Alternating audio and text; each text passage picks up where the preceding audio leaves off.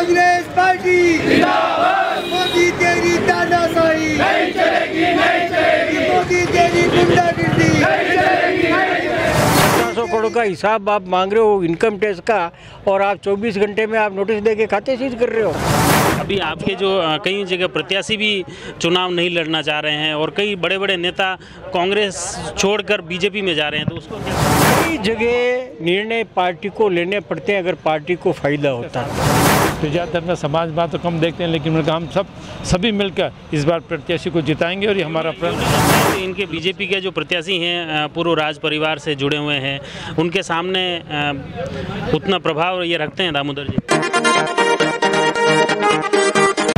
राजसमंद जिला मुख्यालय पर कांग्रेस कमेटी द्वारा पुरानी कलेक्ट्री में धरना देकर विरोध प्रदर्शन किया जा रहा है। हमारे साथ में कांग्रेस के जिलाध्यक्ष हरि सिंह राठौड़ और कई पदाधिकारी हमारे साथ में हैं। देवकी नंदन जी गुजर हैं, युवा नेता भी हमारे साथ में हैं। उनसे जानते हैं आज मुख्य जो धरना है वो वही मामला पुराने वाला, जैसा आयकर विभाग की तरफ से जो कार्रवाई है, या और भी कोई?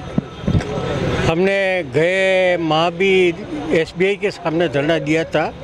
उस वक्त हमारे अकाउंट फ्रीज कर लिए थे और आज वापस धरना दे रहे हैं कि फ्रीज किए हुए उन खातों से उन्होंने 135 करोड़ रुपए जबरन निकाल लिए हैं इनकम टैक्स विभाग ने, और 1700 करोड़ के लगभग इनकम टैक्स का पार्टी को नोटिस थमा दिया।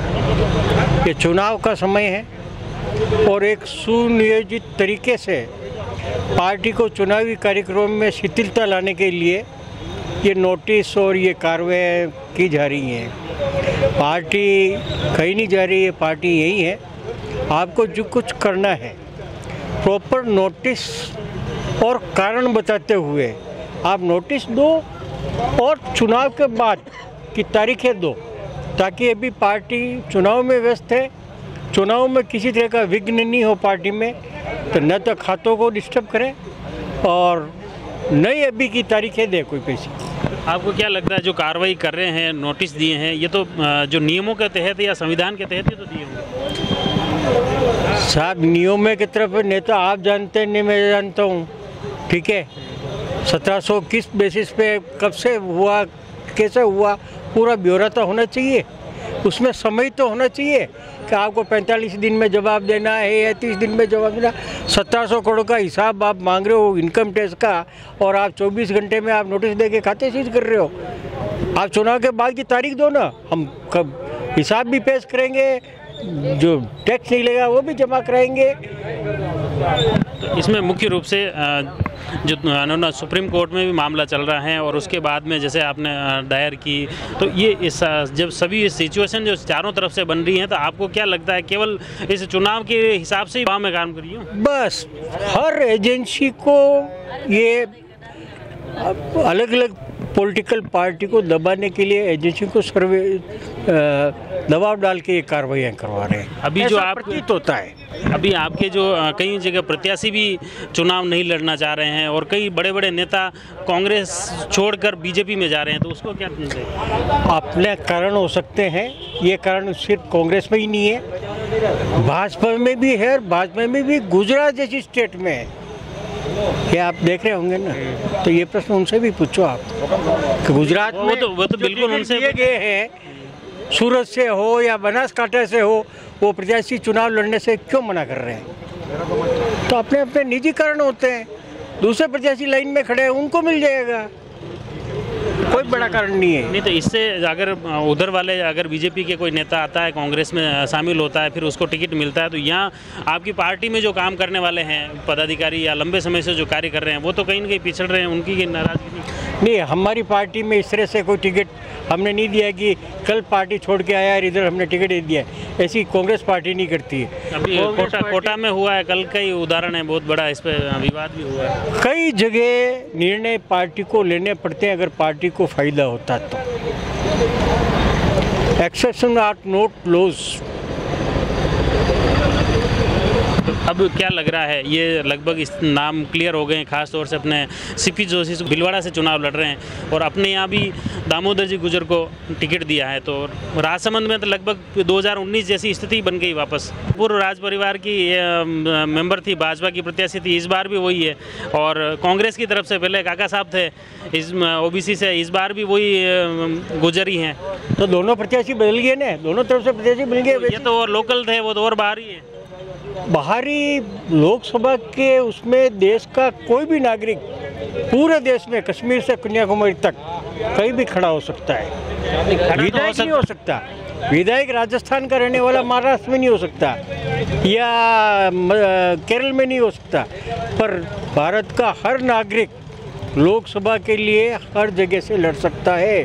543 सीट में से कहीं से भी वो अपनी उम्मीदवारी कर सकता है। यूँ नहीं लगता है कि इनके बीजेपी के जो प्रत्याशी हैं पूर्व राज परिवार से जुड़े हुए हैं, उनके सामने उतना प्रभाव ये रखते हैं दामोदर जी? पार्टी है ना, पार्टी लड़ती है चुनाव, प्रत्याशी पार्टी लड़ती है और पार्टी के कार्यकर्ता लड़ते हैं। चेहरे तो दोनों तरफ भी देखते तो हैं, चिंतन मनन मंथन तो करते ही चलता है। कई चेहरे उनके लगता है कि भारी है, तो कई चेहरे लगते हैं हमारे भारी।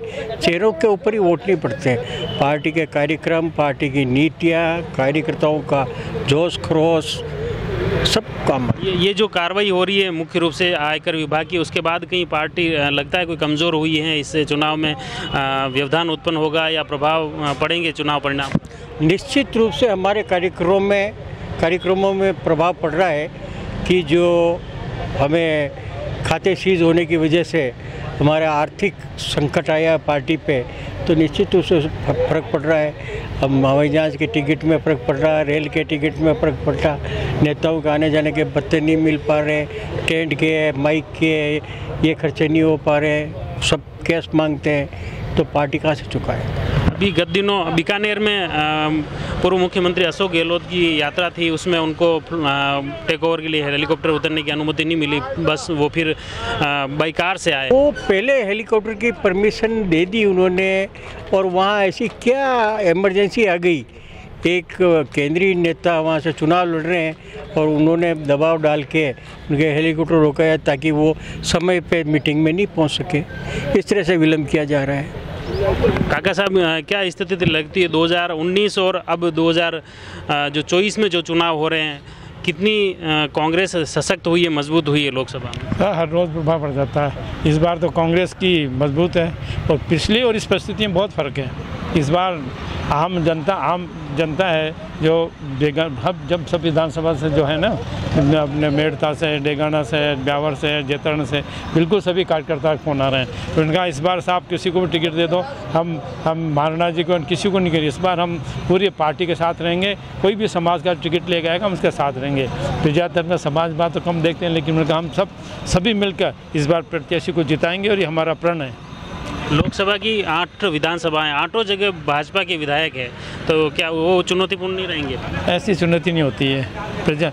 अब ये तो एक ऐसा तो हर जगह ऐसा ही होता है। बहुत सी जगह 8 के 8 विधायक कांग्रेस के थे, लेकिन MP नहीं जीत पावे। कहीं 8 के 8 विधायक बीजेपी हो तो कांग्रेस का जीत जावे। इसमें तो जनता के आधार पर ऊपर है, और जनता जिस प्रकार के जो निर्णय ले रही है ना, आम जनता को ये पता पड़ गया कि किस प्रकार से देश का प्रजातंत्र में, देश की न्याय व्यवस्था को प्रश्न चल रहा है। देश का जो है हर नागरिक आने वाले समय में अपने आप को ठगा महसूस करेगा। यही नहीं, सुप्रीम कोर्ट में जो केजरीवाल का केस चल रहा है ना, अमेरिका जो वकील साहब, उन्होंने कहा हमें बड़ा दर्द होता है कि संविधान के प्रति, देश की प्रजातंत्र के प्रति ये कब खतरा, और ये नहीं, देश की न्याय व्यवस्था के लिए एक बहुत बड़ा प्रश्न हो रहा है। और ये केवल एक पार्टी पॉलिटिक्स की वजह से इस प्रकार से हमें भी इतने बड़े वेटवर्क, पूरी दुनिया इसके ऊपर हंस रही है।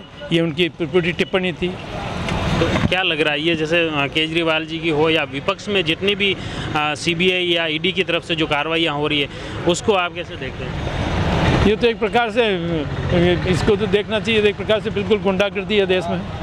अगर जनता ध्यान नहीं देगी तो एक बार फिर हिंदुस्तान को आज़ादी की लड़ाई लड़नी पड़ेगी। और आज़ादी की अंग्रेज़ों से भी बदतर स्थिति है।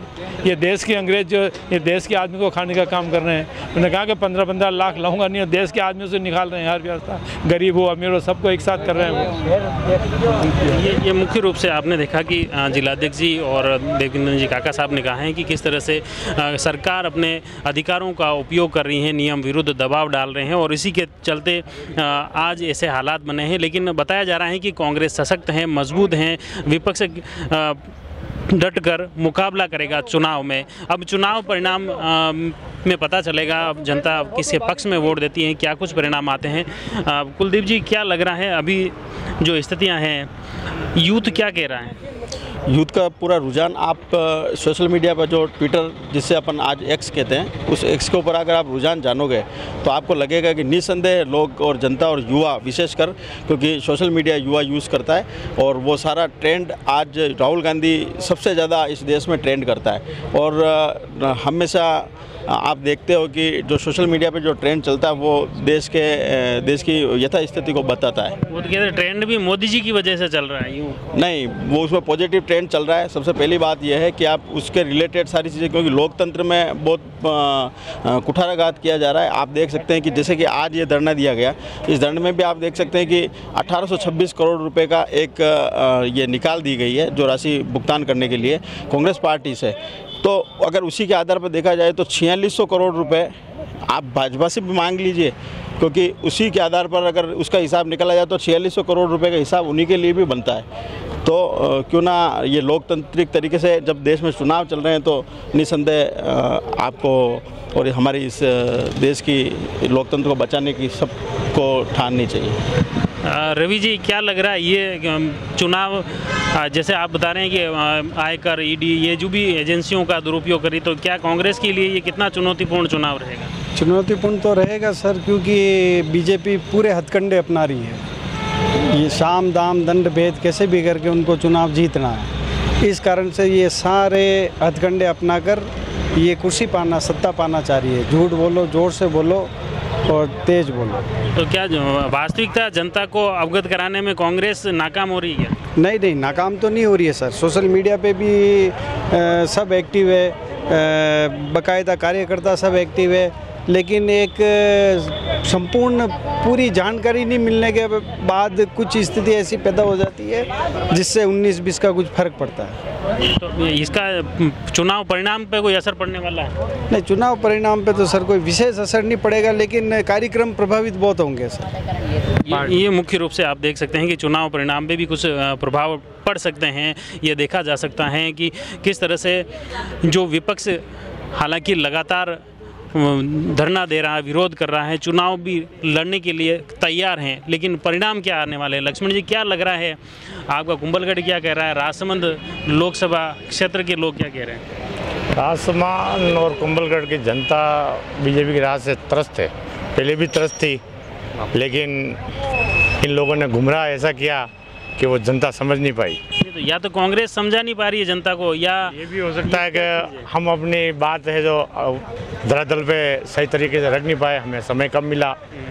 अब की बार है जो हम पुरजोर कोशिश करेंगे कि अपनी बात जन जन तक पहुंचाएं। आपके अभी प्रत्याशी कल रात को घोषित हुए हैं, बीजेपी के तो फील्ड में घूमने भी लग गए हैं। हाँ, बीजेपी ने है जो काफ़ी समय पहले घोषित किए, हमारे प्रत्याशी कल शाम को घोषित हुए, लेकिन हम कोशिश नहीं, हम पूरी जी तोड़ से मेहनत वही करेंगे जो बीजेपी के प्रत्याशी कर रहे हैं। परिणाम बदलने जैसी स्थिति होगी 100%। चलो, बिल्कुल। ये कार्यकर्ता हैं, पदाधिकारी हैं, इनका दावा है कि इस लोकसभा चुनाव में कांग्रेस डटकर मुकाबला करेगी और परिणाम भी बदल के रहेगी। आने वाले वक्त में जनता किसके पक्ष में वोट देती हैं, परिणाम क्या आता है, वह भी देखने वाली बात होगी। भारत माता की जय, भारत माता की जय। कांग्रेस पार्टी जिंदाबाद, कांग्रेस पार्टी जिंदाबाद। मोदी तेरी तानाशाही नहीं चलेगी, नहीं चलेगी। मोदी तेरी गुंडागिर्दी नहीं चलेगी, नहीं चलेगी। मोदी तेरी तानाशाही नहीं चलेगी, नहीं चलेगी। कांग्रेस पार्टी जिंदाबाद। राहुल गांधी तुम संघर्ष करो, हम तुम्हारे साथ हैं। राहुल गांधी तुम संघर्ष करो, हम तुम्हारे साथ हैं। पहले लड़े थे गोरों से, अब लड़ेंगे चोरों से। पहले लड़े थे लड़ेंगे गौरव से, हम लड़ेंगे चोरों से। कांग्रेस पार्टी जिंदाबाद, कांग्रेस पार्टी जिंदाबाद, सोनिया गांधी जिंदाबाद, मल्लिकार्जुन खड़गे साहब जिंदाबाद, गोविंद सिंह डोटासरा साहब जिंदाबाद, अशोक गहलोत साहब जिंदाबाद, सीपी जोशी साहब जिंदाबाद, कांग्रेस पार्टी जिंदाबाद, कांग्रेस पार्टी जिंदाबाद। अरे मोदी कहना मान ले, बोरिया बिस्तर बांध ले, मोदी कहना मान ले, बोरिया बिस्तर बांध ले, मोदी कहना मान ले, बोरिया बिस्तर बांध ले। मोदी तेरी गुंडागिर्दी नहीं चलेगी, नहीं चलेगी। अरे अब तो यह स्पष्ट है, अरे अब तो यह स्पष्ट है,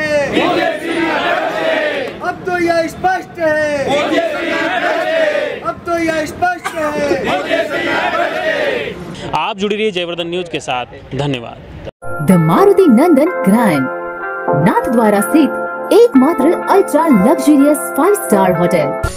राजसमंद जिले की एकमात्र 5 star hotel the Maruti Nandan grand में भोजन की स्वादिष्ट थाली अब सिर्फ 290 रुपए में।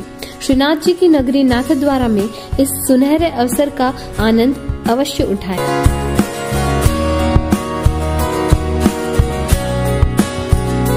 मारुति नंदन ग्रैंड, थिंक नाथद्वारा, थिंक नंदन ग्रैंड।